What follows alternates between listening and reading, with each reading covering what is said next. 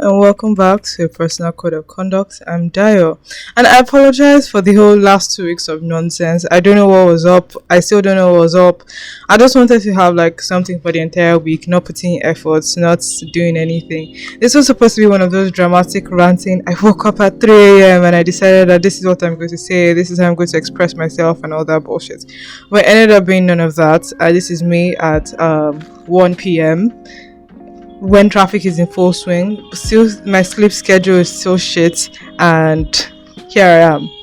So what is this podcast going to be about? I have discovered Joseph Campbell, and I think this entire year I know I've been saying it from the beginning of the year, and I had the reaffirmation of my beliefs and all those things. I don't want this to continue being a story of like my misery and my inability to do what I want and all that bullshit.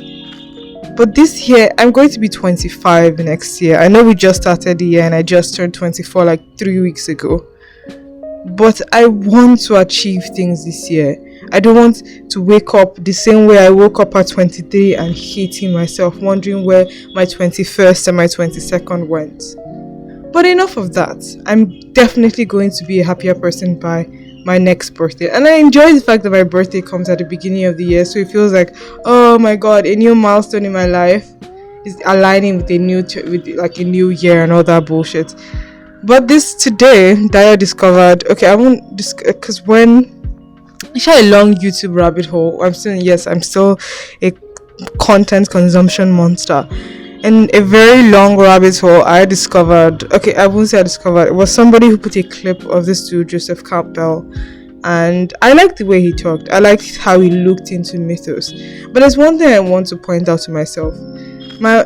I am not looking for someone to lead me the way. That is the reason why I stopped reading Seneca's letters. That's the reason why I make sure I objectively look at whatever the things that Marcus Aurelius has said. I'm not seeing Joseph Campbell as some kind of like lead the way, tell me what you want. I want to hear his opinions, and I think everything is just an opinion another human has. That's just how the world works. It's just another opinion, and I'm just here for like marks, especially with everyone is dying around me.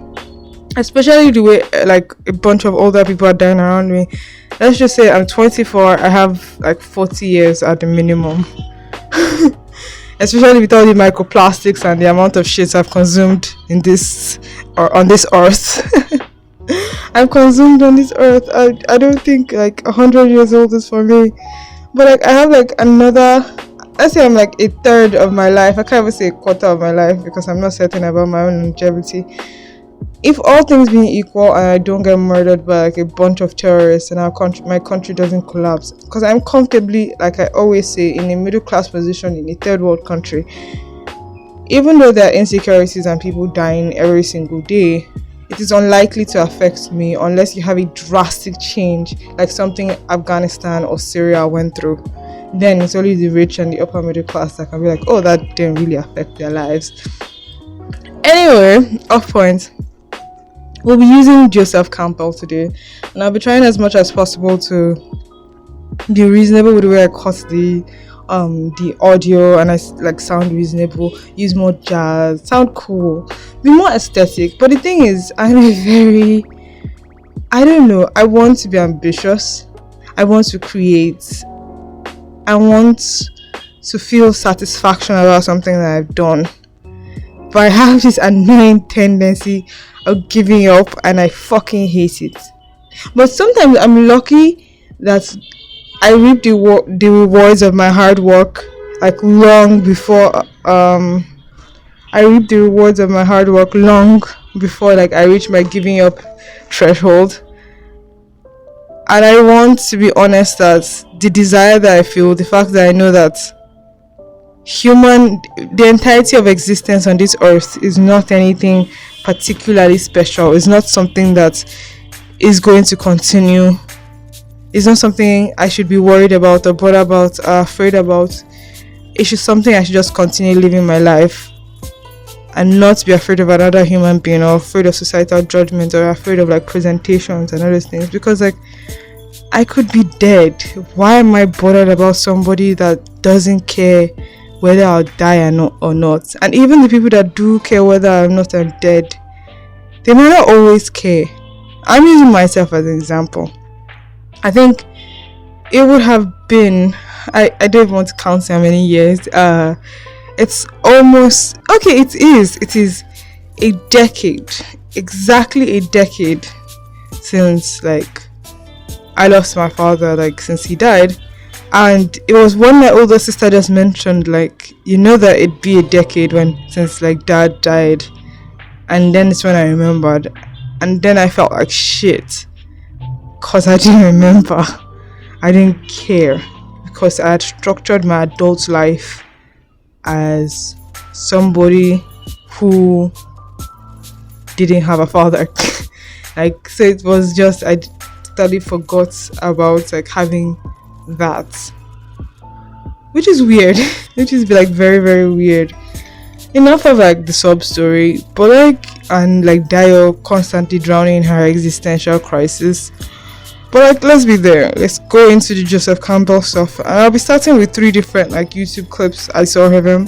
The first one I'll be starting with is the adventure of being alive, followed by the rapture of being alive, and the last one is living in, what's the word, in consciousness with nature. Living something with nature. Let's go. He first starts talking about the importance of mythos and how mythology allows people to have peace. Anyways, this is, I think, if and the peace that religion brings. Let me play it and you'll see. So these stories of mythology are simply trying to express a truth that can't be grasped any other way. It's the edge, the interface between what can be known and what is never to be discovered, because it is a mystery transcendent of all human research. The source of life. What is it? No one knows. And that is what terrifies me. I don't know. I don't know what I'm doing here. And the thing is, I cannot. And this, I don't want to say that other people are avoiding thinking about it. It's just, no, in human society, it's just not proper to talk about your existential stress unless you want to pour it out in the middle of nowhere. But then again, Dayo always enjoys talking about herself. So it's I'm not satisfied with just seeing every day, because I have a tendency with just wasting the day because I don't have purpose. I'm not looking for meaning. I'm just looking for why. I'm just looking for certain things that I will be certainty that I will be safe, I guess. I don't know. Why are stories important for getting at that? Well, I think it's important to live life with a knowledge of its mystery and of your own mystery.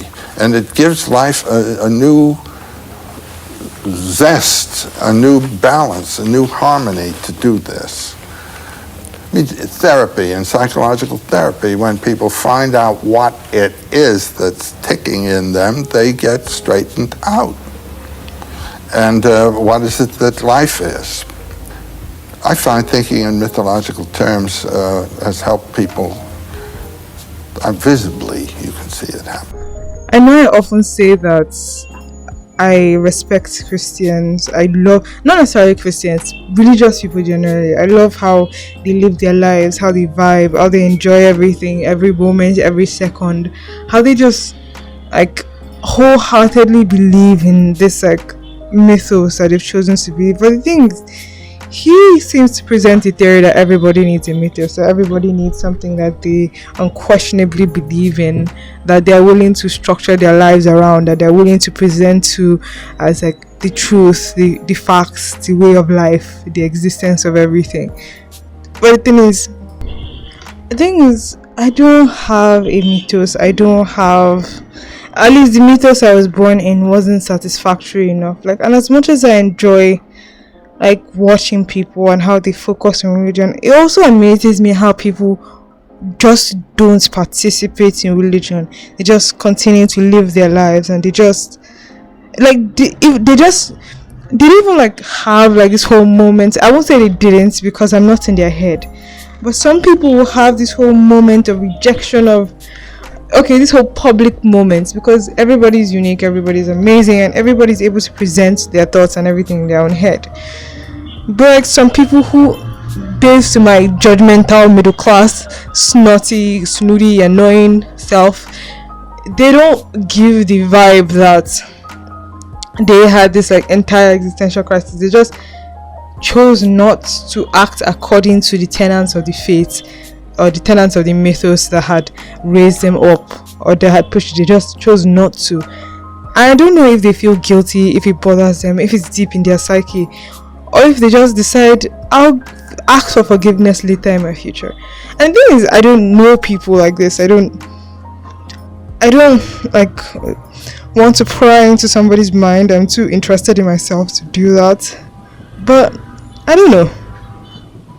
Some people seem just fine, completely ignoring the mythos they were brought up in, the mythos their society is built upon, and just do against it. And they don't feel bothered, they don't worry about their eternity, they don't do any of those things. They just live. I don't know. Humans will human, I guess. But he does go on to talk about how religion does help a lot of people. It brings light to people's lives. It gives them a purpose, a reason to help others, a reason to just not sit in a corner and die, a reason to not just give up and die, a reason to not be uninterested in others, a reason to exist. I think religion gives that to a lot of people, and it goes on to talk about it, like how he thinks religion has helped people and all that. Oh, you listen to it and see. How? What does it do? It erases anxieties. It puts them in accord with the inevitables of their life, and they can see the positive values of what are the negative aspects of what is positive. It's whether you're going to say no to the serpent or yes to the serpent. As easy as that. No to the adventure?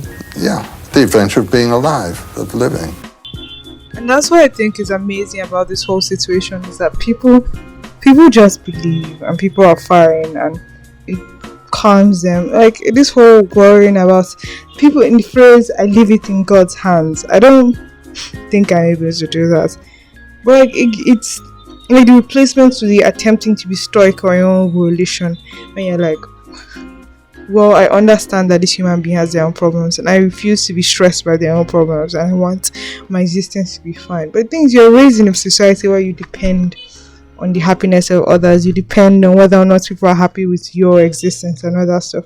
So you'll never be able to wash it out of your mind, and you can't comfortably use religion because the foundation of the mythos is just not something that you agree with anymore. Oh, God Almighty, these bikes. But like you said before, like you said before, like you don't know what there is. You don't know who you're praying to. You don't know why you're praying. But for the ones you love, and to give yourself peace of mind, you pray. You pray like no goddamn tomorrow. You pray just to feel like you're doing something for them. That you'll be able to control this like great sickness, this great whatever that is bothering them, because you have no power and you're hoping that there is an higher power that gives more shit about you and the ones you love more than the 7 billion of us on this planet. And I think the people who are able to believe that are amazing. And it's not even being like in a sarcastic shitty way, like the amount of peace that you receive is wonderful. I don't know, you won't be stuck thinking about eternity and existence and the decaying into the earth of your being if you are focused on a particular mythos and you accept that as true. But there's other like conflicting issues in society, how you treat others who do not accept your mythos and whatever. It's be fine. So let's start the other story. I can't believe I've gotten this far ahead. I may not go into the third one, or like if it becomes too long, if it goes beyond 30 minutes. I may not go too far into the third one because I feel like 30-40 minutes, like 30 minutes is like the good amount that Dayo wants to have a podcast in. So let's go to the second one, which was, it's even longer than the adventure of being alive, which is the rapture of being alive. So let's look at that one. Why should we care about myths? What do they have to do with my life? Well, my first answer would be, well, go on, live your life. It's a good life. You don't need this. I don't believe in being interested in subjects because they're said to be important and interesting. I believe in being caught by it somehow or other. But you may find that with a proper introduction, this subject will catch you. And so what can it do for you when it does catch you?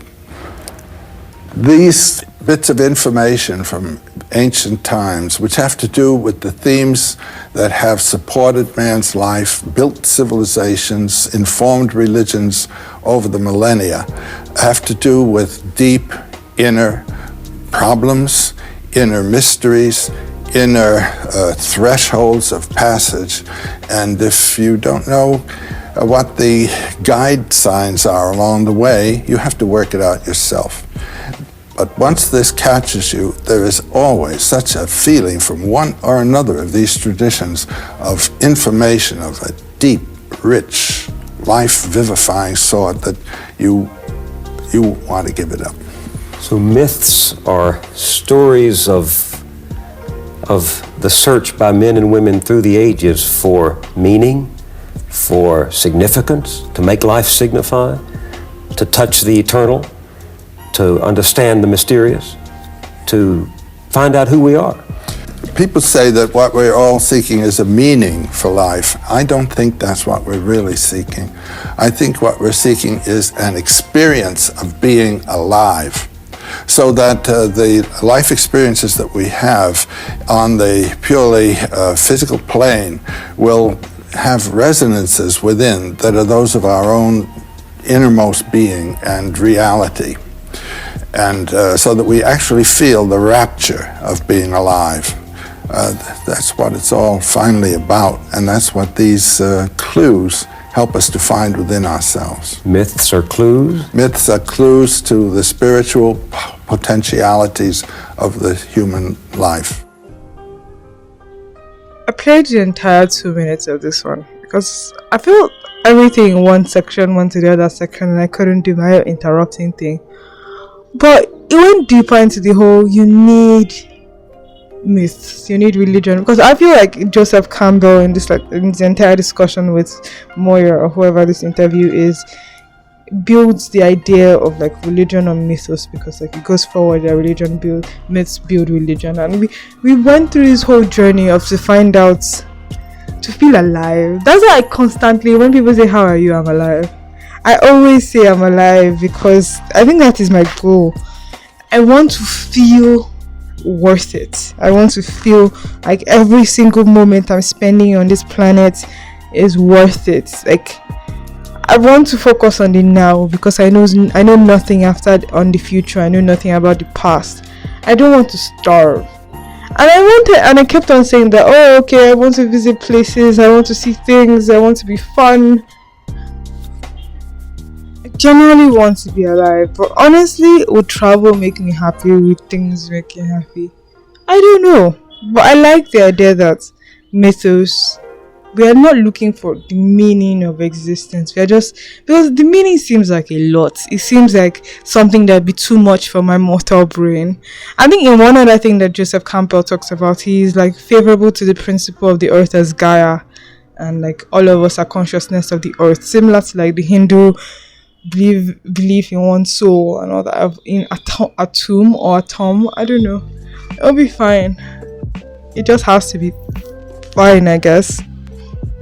Because existence is long, and understanding that it can be taken away from you at any single point is terrifying. So you just are looking for a reason to enjoy every single moment, and that's the reason why I need to run. I need to focus on working out. Running makes me feel alive. I need to find a way to run and lift regularly. It's not just like for my body and whatever, because doing constant reps just stress me out, but lifting heavy, going through the motions feels good, and running for long distance seems to be fun. I'll run this night. I just have to. Then maybe I'll wake up early. Tomorrow is a Monday. Dayo, you need to live each day with purpose. Purpose. What is the purpose she doesn't know? What do you think our souls owe to ancient myths?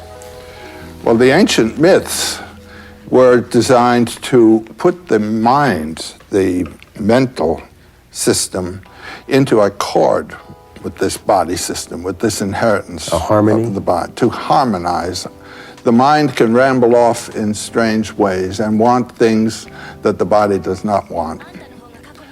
And the myths and rites were a means to put the mind in accord with the body and the way of life in accord with the way that nature dictates. So in a way, these old stories live in us. They do indeed. And the stages of a human development are the same today as they were in the ancient times. And the problem of a child brought up in a world of discipline, of obedience, and of his dependency on others has to be transcended when one comes to maturity, so that you are living now not in dependency, but with self-responsible authority. And the problem of the transition from childhood to maturity, and then from maturity and full capacity to losing those powers and acquiescing in the natural course of, you might say, the autumn time of life and the passage away. Myths are there to help us go with it, accept nature's way, and not hold to something else. You know, the moment he said that he wanted to say that the whole point of mythos, and the way I'm referring to by extension religion, is that the whole point of them is to harmonize the desires of the mind with the desires of the body. I wanted to rush and say something like, isn't the whole point of like the mythos I'm familiar with, the mythos I was born with, Christianity, the whole point of it being the mind is willing but the body is wicked, and it presents it as if you are transcending your body.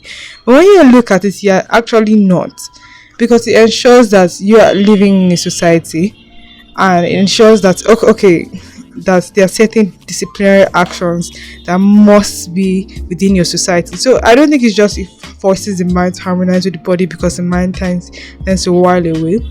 It also forces the body to harmonize with the mind because you want to live within the structure and limits of society. You want to continue being like the good person. You want to continue being the other person. And sometimes you just decide to fucking throw it away because you don't give a shit about the limits of society anymore and all that bullshit. But so I do give a shit about the limits of society. I'm not like abandoning the mythos I grew up in just because like I want to commit sin, or I want to be a weirdo, or I want to be creepy. No. I'm still going to be as straight-laced and kind of crooked as I've always been. But it'll be fine. Because what if you want to live without that mythos? I don't think that is necessarily possible. You just have to find something else to replace it. It may not be orders on how to treat people. You can decide, this is how I want to treat people. What is the moral standing by which you are creating these arbitrary rules? You have none, because it's like a photocopy of the mythos you've heard around, and you've modified it to suit your, in quotes, depending on what kind of mythos you lived in, your simple lifestyle. I don't know. And I hate the fact that the rules are arbitrary. I hate the fact that a lot of evil people doing shit, would get away with it because they're like, well, what is your morality based on? I'm like, my morality is based on the fact that I want to live, and I want to continue building a society in which there are certain rules and principles that people cannot go beyond, so that everybody can have an equal opportunity to lead a reasonable, relatively fulfilling life, all things being equal. And even by term from feeling, like sometimes it's not a crime to be ambitious, but it's not a crime to be ambitious, and it's not a crime to not be ambitious. Everybody has an important role to play in society, and people shouldn't be made feel bad if they're not like attempting to create something fantastic or new or revolutionize the world and whatever. People just want peace, and some people want to change the world. But that doesn't mean you should treat people like shit because they don't know how to play the game. And I feel like we should build a world in which people who don't necessarily know how to. But that doesn't mean we should allow people to be ignorant and foolish, because there will always be people in any society that you're building that want to cause anarchy, that want to destroy that society, and what have you, no matter what. And that's fine. I know it's like totally off point, but that's where the conversation took me to when I was like thinking about having the whole point of having a mythos is to have your body harmonized with your mind, and harmonize with your body. And I don't think it's necessarily the body. Your body is in the society. It's having your mind harmonize with the society that other people have built, and now you're just existing. I don't know why I'm breathing heavy. I think I'm becoming fat. I need to run. Off point.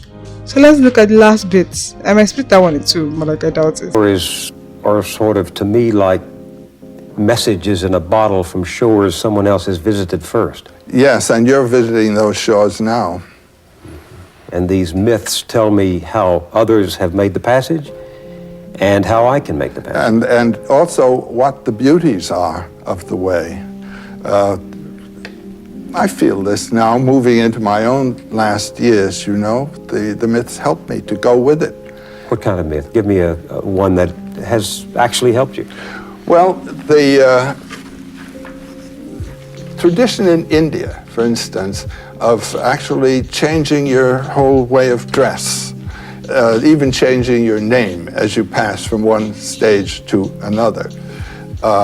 When I retired from teaching, I knew that I had to create a new life, a new way of life, and I changed my manner of thinking about my life, just in terms of that notion of moving out of the sphere of achievement into the sphere of enjoyment and appreciation, and relaxing into the wonder of it all.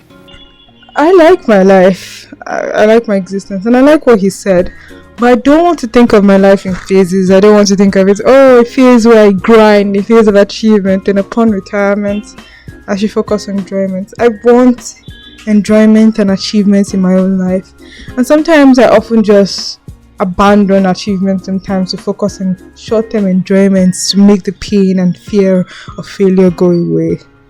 I want balance. I want to achieve things. I want to create things. But I also want to explore things while I'm young. I want to climb through mountains, see new worlds. Actually, it doesn't. And that unfortunately doesn't excite me as it used to before. I don't think I'm old. I don't particularly think I want to meet people. Maybe because I've why do I breathe so heavy? Because I've become jaded and disappointed in humanity, and I'm no longer excited to witness cultures apart from my own. But I'll do it anyway, maybe to see if that will make me feel alive. But I like that creation makes me feel alive, and I want to continue to create. I hope to continue to create. I want to create things that I'm proud of. That's why I'm particularly ashamed of the last 2 weeks.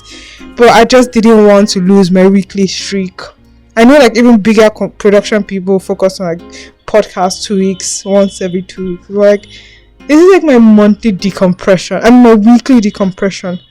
And I don't know, it makes me happy, it makes me feel present. And I think I'll find a mythos, maybe I'll build one by myself. And I like the fact that he doesn't particularly focus on a particular religion. He just looks at the entirety of the human condition. He doesn't raise one civilization above the other or one mythos above the other. It's just people have answers for the way they wanted to build their society. And I like the way it's going to end. And I think I'm going to end with a chant. So listen to the end. I don't think I have anything to add to the ending stuff, but I'll probably end with an affirmation. And then there is that final passage through the dark gate. Well, that's no problem at all. The problem in middle life, when the body has reached its climax of power and begins to lose it, is to identify yourself, not with the body which is falling away, but with the consciousness of which it is a vehicle. And when you can do that, and this is something I learned from my myths, what am I? Am I the bulb that carries the light, or am I the light of which the bulb is a vehicle? And this body is a vehicle of consciousness. And if you can identify with the consciousness, you can watch this thing go like an old car. There goes the fender, there goes this. But that's expectable, you know? And then gradually, the whole thing drops off and consciousness rejoins consciousness. I mean, it's no longer in this particular environment. And the myths, the stories have brought this consciousness. Well, I live with these myths, and they tell me to do this all the time. And this is the problem, which can be then metaphorically understood as identifying with the Christ in you.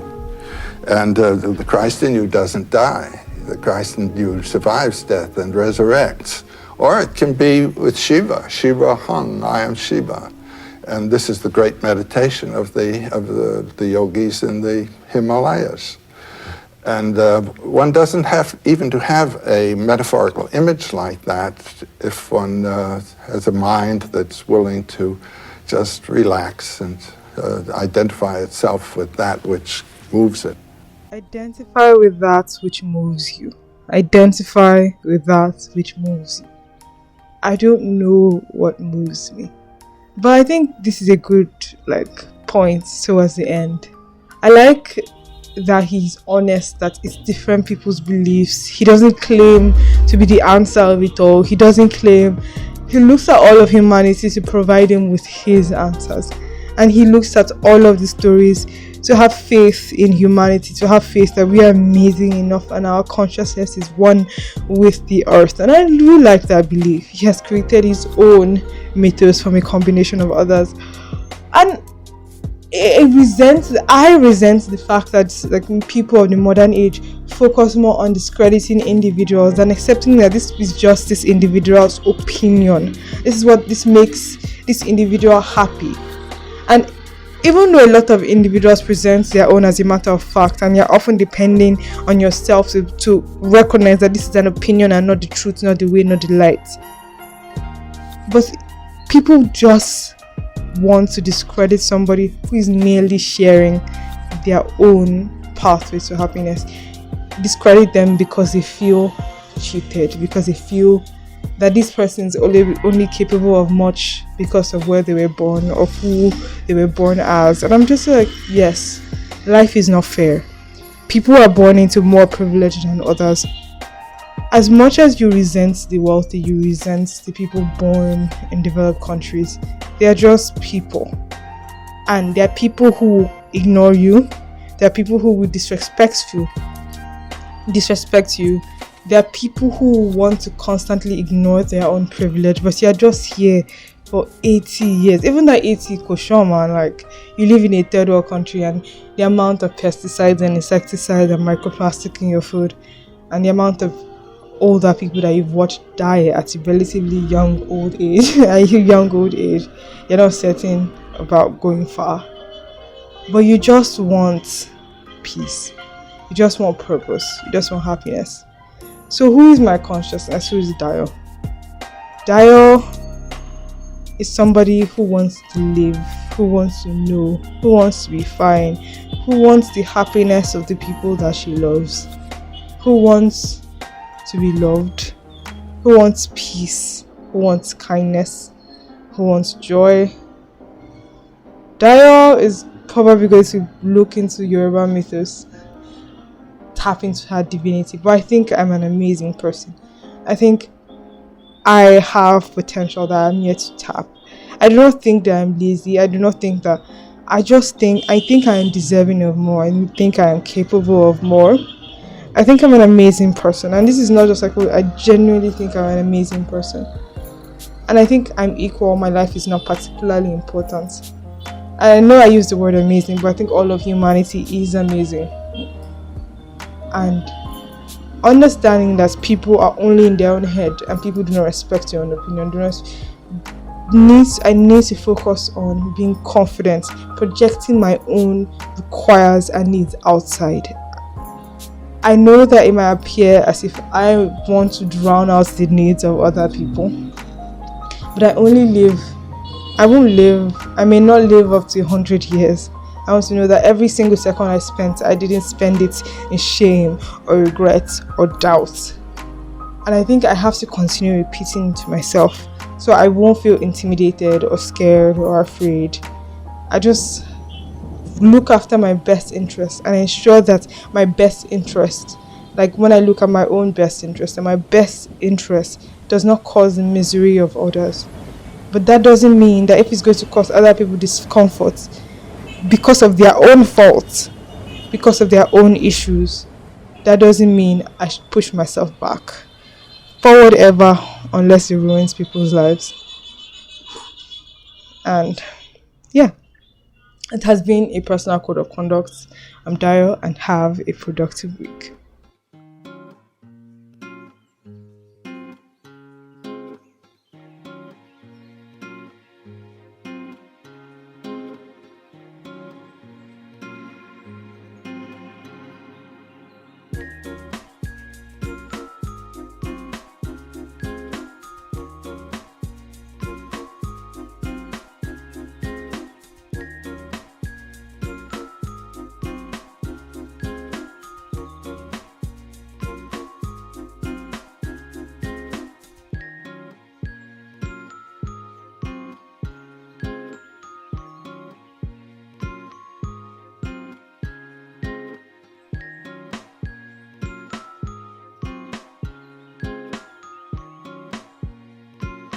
Hey, that's pretty good.